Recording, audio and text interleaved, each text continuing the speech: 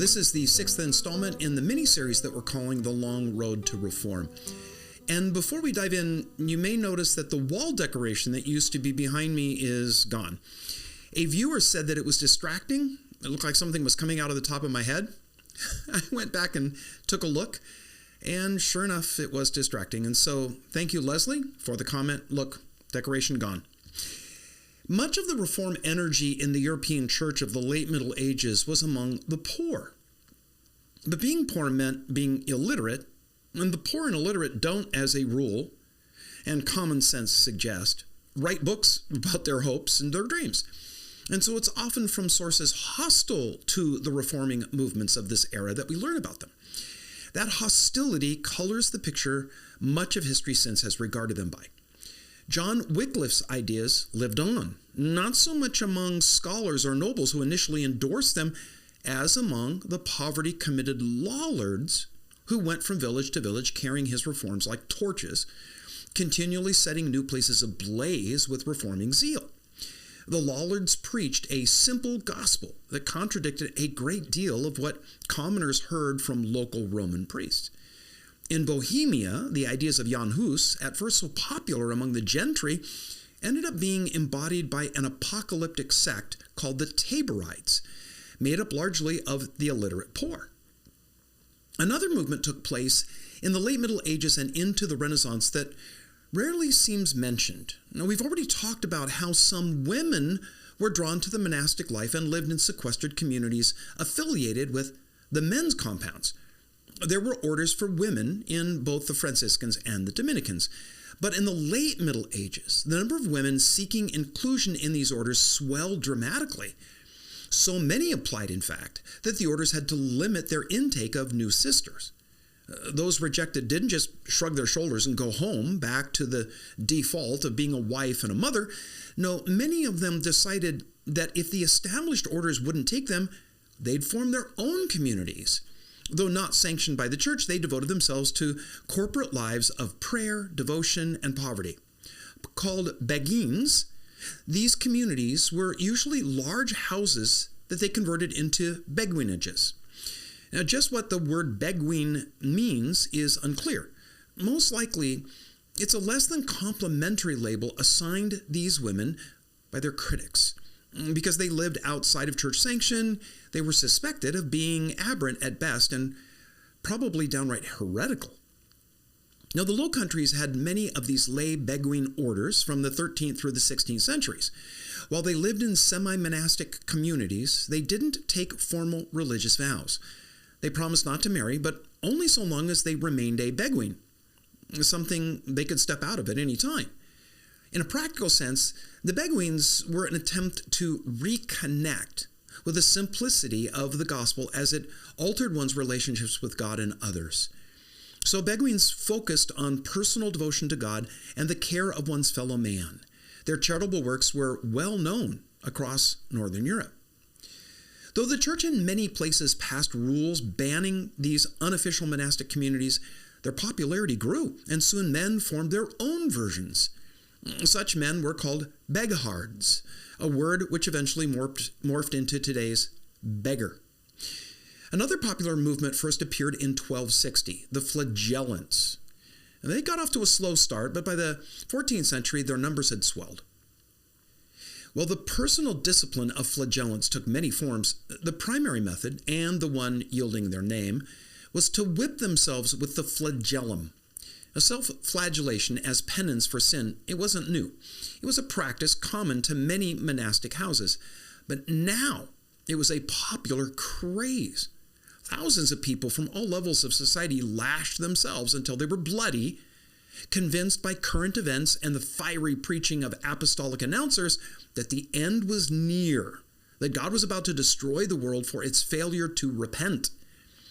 But don't think that this was all just a bunch of emotionally worked up illiterates who'd been stoked into some kind of mass hysteria. No, the Flagellants followed a specific rite of self-flagellation and other forms of personal mortification. The movement held to a rigid discipline. While the specific details altered over time and place, typically those who wished to join the Flagellants did so for 33 and a half days. During that time, they owed total obedience to their spiritual overseers. Twice a day, Flagellants marched 2 by 2 to the local church while singing hymns. After praying to Mary, they went, still singing, to the public square, where they formed a circle and knelt in prayer with bared backs. Then as they prayed and they sang, they commenced the lashes until their backs poured blood.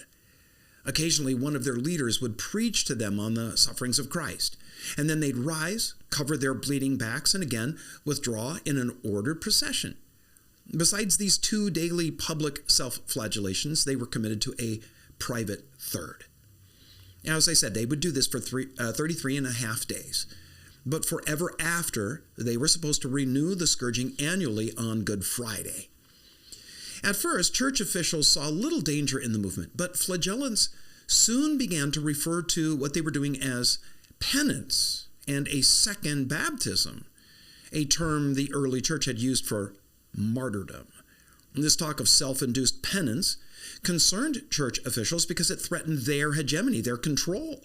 The Flagellants were accused of seeking to usurp the power of the keys given only to St. Peter and his direct successors, the popes, the officially sanctioned church hierarchy, who alone could prescribe the proper penance. In several counties, Flagellants were persecuted, and eventually the practice of public self-flagellation was abandoned. Despite this, the movement continued for generations, and until recent time, one could find lingering echoes of the Flagellants in the American Southwest. There were individual instances of attempts at reform that took place all over Europe in the late Middle Ages. I'll give just one of the many tales. It centers on a man named Hans Boohm and the village of Nikolashausen in Würzburg, Germany. During the Lenten season of 1476, Hans, a young shepherd and street entertainer, claimed to have had a vision of the Virgin Mary calling him to preach a message of radical reform. He burned the drum that what had been his means of entertaining in one of those bonfires of the vanities that had become popular across Europe. You'll remember we talked about them when we were talking about Savonarola and Florence. Now, times were bad in the region of Würzburg. Crops had failed, yet the bishop was oppressing the poor with ever higher taxes. At first, Boohm preached on the need for repentance and a return to classic Christian virtue. But being moved by the poverty of so many of the pilgrims that flocked to hear him, his message took on a more strident and political note. He began calling attention to the contrast between the commands of the gospel and the greed and corruption of a corpulent clergy. As his popularity grew, he announced a day was coming when all would be equal and all would work for a living, including the indolent, rich, fat cats, who at that time lived off the labor of the good, honest, hard-working folk of Würzburg. He urged his nearly 50,000 followers to act in advance of that great day by refusing to pay taxes and tithes. He set a date when all would march together to claim their rights. On the eve of the appointed day, the bishop's soldiers seized him and dispersed his followers. Boohm was tried and convicted of being a heretic. He was executed by being burned at the stake. But that didn't dissuade his followers, who continued gathering at Nikolashausen. The bishop put the entire village under an interdict, and still they came. The Archbishop of Mainz ordered the Nikolashausen church destroyed. So now, with no leader, no headquarters, Boehm's movement eventually dissolved. Many scholars believe they fueled the Anabaptist movement of the 16th century. Now, this was just one of many similar movements in the late Middle Ages, where calls for justice merged with a cry for reform in the church. These movements were often put down by force of arms, which only served to further alienate commoners against the nobility and the clergy. It was only a matter of time until enough of the clergy would themselves recognize the need to reform a church grown too cozy with secular power. Another factor fueling the call for reform was the intellectual quagmire it fell into in the late Middle Ages. After reaching its zenith in Thomas Aquinas, scholastic theology morphed into the proverbial serpent that ate its own tail. Scholasticism began as an attempt to provide a reasonable base for the Christian faith. John Duns Scotus used the tools developed by scholasticism to introduce a divide between faith and reason. William of Ockham turned that divide into a great divorce and introduced a bifurcation between theology and philosophy that exists in the minds of many moderns today. Scholastic theologians began to ponder such complex and pointless issues as, can God make a rock so big even he can't make it? Or how many angels can dance on the head of a pin? Does God do good because it's inherently and intrinsically good, or is it good because God does it? Well, these questions cause us to pause and say, that's interesting. To the hundreds of thousands of commoners concerned with having enough bread for tonight's dinner, a church charged with being guardians of their souls, preoccupation with such things seemed a terrible waste of time and resources. A clergy concerned with angels and pinheads seemed to the peasantry like pinheads. They concluded there was a vast divide between religion and daily life, and that was a new idea, one fostered by the excesses of a scholasticism run amok. Now, this is not to say that all priests were dyed-in-the-wool scholastics of the Scotus or Occam variety. Some clergy reacted against the complexities of late Middle Age scholasticism by calling for a return to the simplicity of the gospel. The best-known book voicing this reaction is the classic The Imitation of Christ by Thomas à Kempis. The book asks, and I paraphrase, what good is it if you're able to discuss the Trinity with great profundity but lack humility, and thereby offend the Trinity? For high-sounding words do not make one holy and just. Only a life of virtue is acceptable to God. Were you to memorize the entire Bible and all the sayings of the philosophers, what good would it be without the love of God and His grace? Vanity of vanities, all is vanity, except loving God and serving Him. Now, much could be said at this point as we trace the road to reform, the theme of this series within Communio Sanctorum, about the Renaissance. And the fact is, much has been said about it. So I'm not going to. I certainly have nothing to add to what far more learned and erudite scholars have written and said on the subject.